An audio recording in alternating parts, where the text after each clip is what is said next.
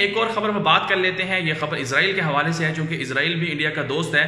تو اسرائیل کے حوالے سے خبر سامنے یہ آئی ہے کہ اسرائیل نے چند دن پہلے ایک خلائی مشن بھیجا تھا، وہ ناکام ہو گیا تھا، اس پر $100 ملین کی لاگت آئی تھی۔ اسرائیل کا جو خواب تھا، اسرائیل یہ چاہتا تھا کہ وہ چاند پر قدم جمائے، چاند پر قدم رکھے۔ اس سے پہلے چائنا، امریکہ اور رشیا نے دعویٰ کیا ہے کہ وہ چاند پر پہنچے ہیں۔ اسرائیلی یہودیوں کا، سائنسدانوں کا دعویٰ تھا کہ وہ بھی چاند پر پہنچ جائیں گے اور آسمانوں پر ان کا کنٹرول ہو جائے گا، لیکن انہیں ناکامی ہوئی۔ چاند پر پہنچنے سے پہلے ہی ان کا جو طیارہ تھا وہ گر گیا۔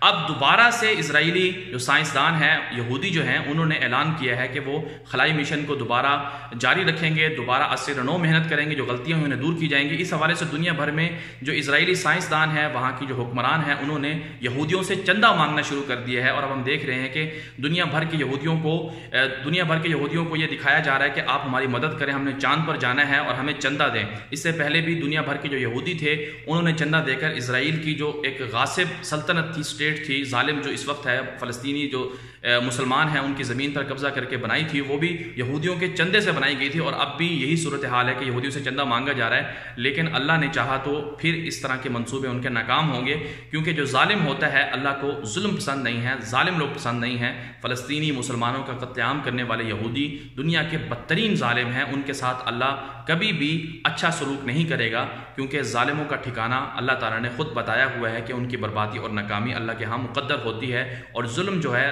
ہر جو مظلوم ہوتا ہے اس کی آہ بھی اللہ کے عرش کو ہلاتی ہے۔ تو اللہ تعالیٰ کس طرح سے ظالموں کی مدد کر سکتا ہے۔